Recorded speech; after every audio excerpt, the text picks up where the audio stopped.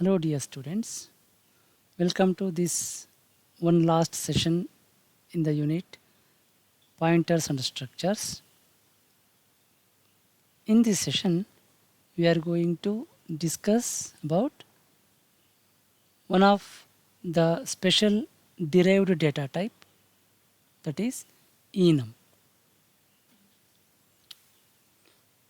First, we shall see what is the need for enumeration data types, enumerated data type. We know that words speak more than numbers, as pictures speak more than words. For example, we may use integers 1, 2, 3 up to 12 to represent months in a year for easy programming.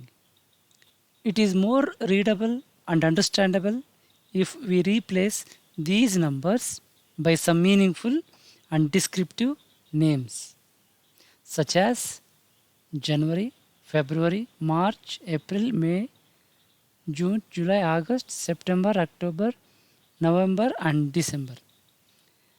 This concept of replacing integers by some meaningful and descriptive names gives rise to new data type called enumerated data type.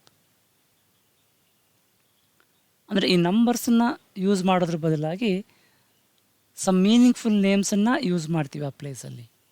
ಇದರಿಂದ ನಮಗೆ ರೀಡಬಿಲಿಟಿ ಜಾಸ್ತಿ ಆಗುತ್ತೆ, ಸುಲಭವಾಗಿ ಅರ್ಥ ಆಗುತ್ತೆ.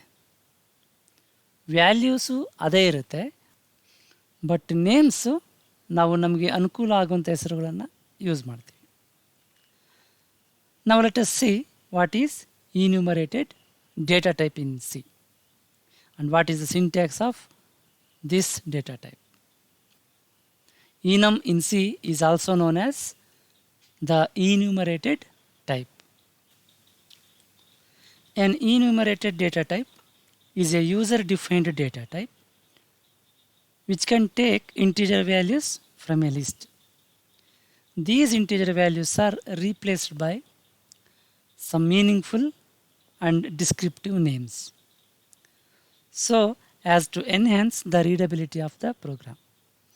These descriptive names are called enumerators.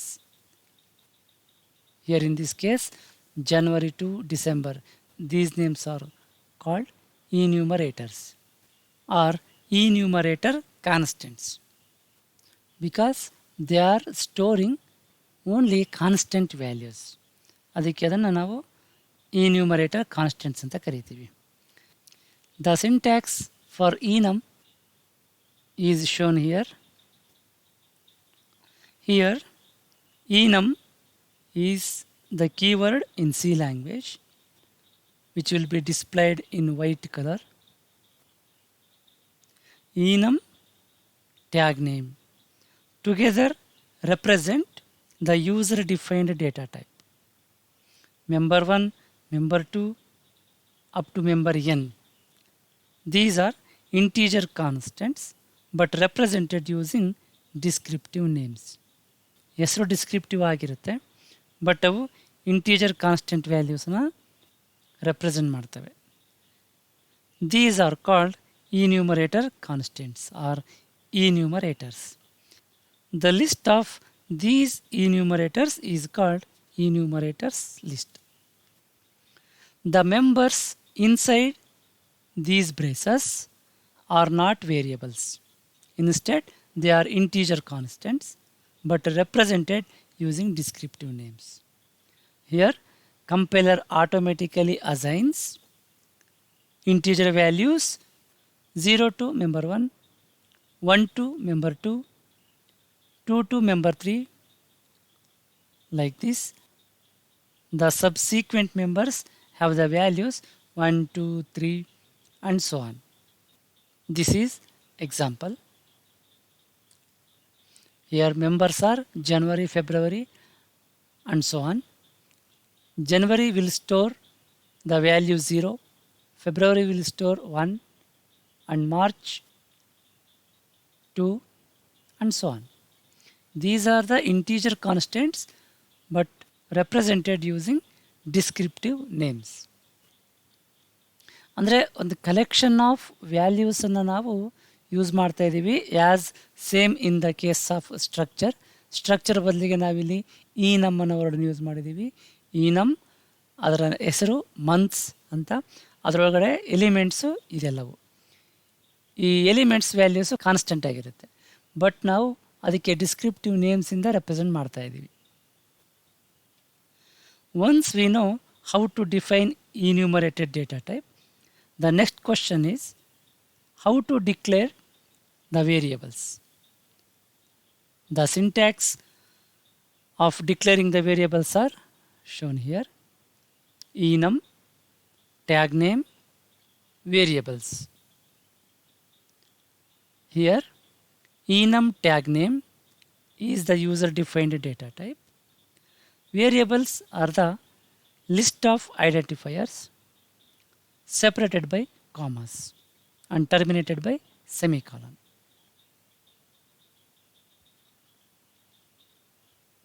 This is an example enum months.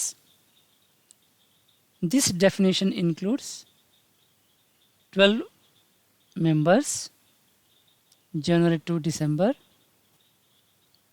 enum ವೇರಿಯಬಲ್ಸನ್ನು ನಾವು ಹೀಗೆ ಡಿಕ್ಲೇರ್ ಮಾಡ್ತೀವಿ. enum months, ಈಗ ಇದು derived data type.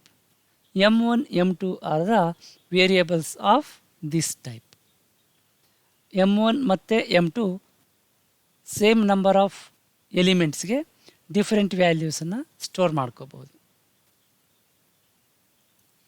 The enumerated definition for the months of the year along with the declaration is shown here. Instead of writing the definition and declaration in separate two lines, we could have written like this. enum months and the definition will be same. ಇಲ್ಲಿ m1 m2 ಎರಡು ವೇರಿಯಬಲನ್ನು enum ಡೆಫಿನೇಷನಿಂದ ಹೊರಗಡೆ declare ಮಾಡಿದ್ವಿ, ಅದನ್ನು ಸೇರಿಸಿ ನಾವಿಲ್ಲಿ declare ಮಾಡ್ಬೋದು. enum body ಇಲ್ಲಿ end ಆಗುತ್ತೆ, ಸೇಮ್ ಸ್ಟ್ರಕ್ಚರಲ್ಲಿ ಹೇಗೆ ಮಾಡ್ತಿದ್ವೋ ಹಾಗೆ. ಕರ್ಲಿ ಬ್ರೇಸ್ ಕ್ಲೋಸ್ ಆದಮೇಲೆ ವಿತ್ ವೇರಿಯಬಲ್ಸ್ ಎರಡು ವೇರಿಯಬಲ್ಸ್ ಡಿಕ್ಲೇರ್ ಮಾಡ್ತೀವಿ, ಕೊನೆಗೆ ಸೆಮಿಕಾಲನನ್ನು ಹಾಕ್ತೀವಿ. ಆದರೆ ಇಲ್ಲಿ ಸೆಮಿಕಾಲನ್ ಡಿಕ್ಲರೇಷನ್ಗೂ ಮುಂಚೆನೇ ಬಂದಿರುತ್ತೆ. ಸೊ ಹೀಗೂ ಕೂಡ ನಾವು ಡಿಕ್ಲೇರ್ ಮಾಡ್ಬೋದು. Both are valid. When we declare the variables like this, enum months is the data type. The compiler assigns the values 0 to 11, 0, 1, 2, 3 up to 11 to the names January, February, March and so on. ಇದು ಇನ್ನೊಂದು example enum ಡೆಫಿನಿಷನ್ಗೆ. enum fruits, ಇದರಲ್ಲಿ elements mango, apple, strawberry, papaya 4 elements ಇದೆ.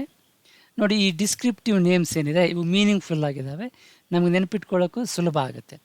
So ಪ್ರೋಗ್ರಾಮಲ್ಲಿ ನಾವು ಅದನ್ನು ಅರ್ಥ ಮಾಡ್ಕೊಳ್ಳೋದು ಸುಲಭ ಆಗುತ್ತೆ. ಬಟ್ ಈ ಎಲಿಮೆಂಟ್ಸು ಸ್ಟೋರ್ ಮಾಡ್ಕೊಂಡಿರೋಂಥ values they are constants, integer constants. The default value of mango is 0. ಈಗ ನಾವೇನು ವ್ಯಾಲ್ಯೂಸನ್ನು ಅಸೈನ್ ಮಾಡಿಲ್ಲ ಈ ಎಲಿಮೆಂಟ್ಸ್ಗೆ ಅಂತಂದರೆ ಆಟೋಮ್ಯಾಟಿಕ್ಕಾಗಿ ಡಿಫಾಲ್ಟಾಗಿ ಕಂಪೈಲರ್ ಏನು ಮಾಡುತ್ತೆ, ಫಸ್ಟ್ ಎಲಿಮೆಂಟ್ಗೆ 0 ಅಸೈನ್ ಮಾಡುತ್ತೆ, ಅದರ subsequent ಎಲಿಮೆಂಟ್ಸ್ಗೆ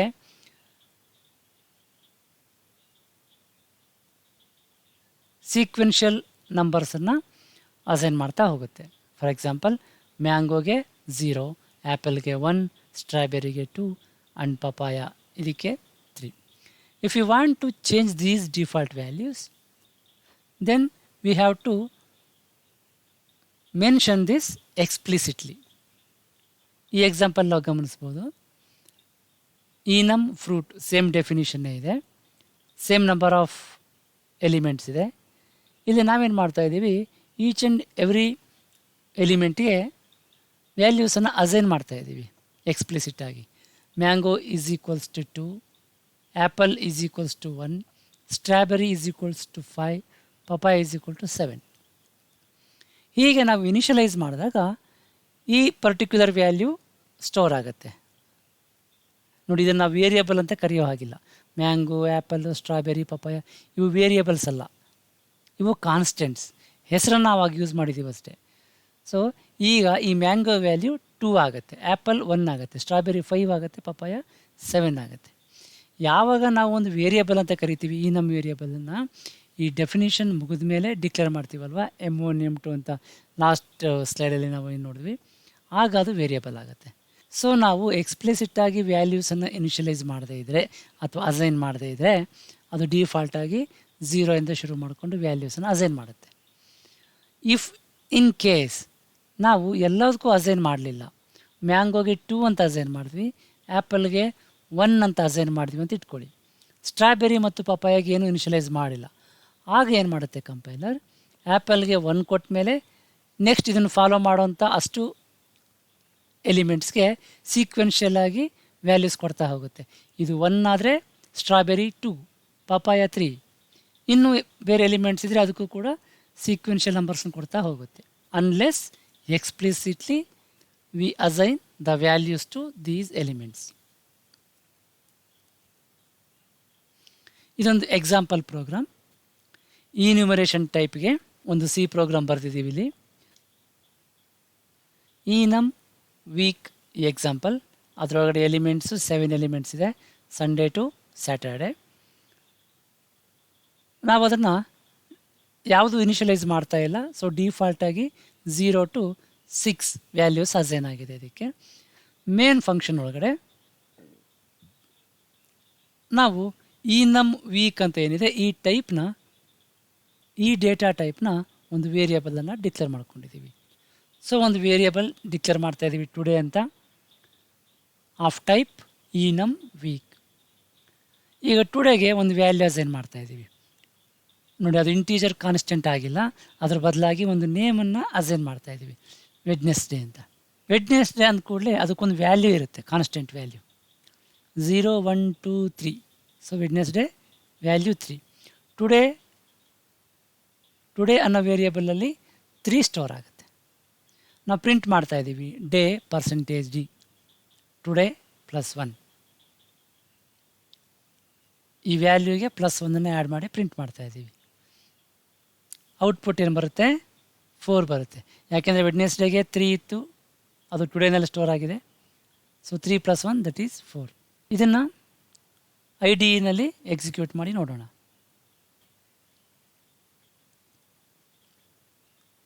#include stdio.h enum week 7 days Sunday to Saturday 7 days declare ಮಾಡಿದ್ದೀವಿ, ಸೆಮಿಕಾಲನ್ನಿಂದ ಎಂಡ್ ಮಾಡಿದ್ದೀವಿ. ಮೇನ್ ಫಂಕ್ಷನ್ ಒಳಗಡೆ ಒಂದು ವೇರಿಯಬಲ್ ಡಿಕ್ಲೇರ್ ಮಾಡ್ಕೊಂಡಿದ್ದೀವಿ, today is equals to Wednesday. Value 3 assign ಆಗಿರುತ್ತೆ, ಅದಕ್ಕೆ ಪ್ರಿಂಟ್ ಮಾಡ್ತಾಯಿದ್ದೀವಿ ಟುಡೇ +1 ಅಂತೇಳಿ. ಈಗ ಇದನ್ನು ಕಂಪೈಲ್ ಮಾಡೋಣ, ನೋ ಎರರ್ಸ್, ರನ್ ಮಾಡೋಣ. ಡೇ 4. ಸೊ ಟುಡೇ ಅಂತಂದರೆ 3 + 1, ಡೇ 4 ಅಂತ ಪ್ರಿಂಟ್ ಆಗಿದೆ.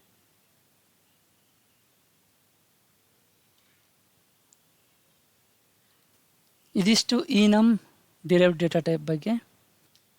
ಇನ್ನು ನೆಕ್ಸ್ಟ್ ಸೆಷನಲ್ಲಿ ಯೂನಿಟ್ 3ಗೆ ಹೋಗೋಣ. ಅಲ್ಲಿ linear data structures. Data structure ಅಂತಂದ್ರೇನು, classification of data structures and then linear data structures, ಇದೆಲ್ಲದ್ರ ಬಗ್ಗೆ ಡಿಸ್ಕಸ್ ಮಾಡೋಣ. Thank you.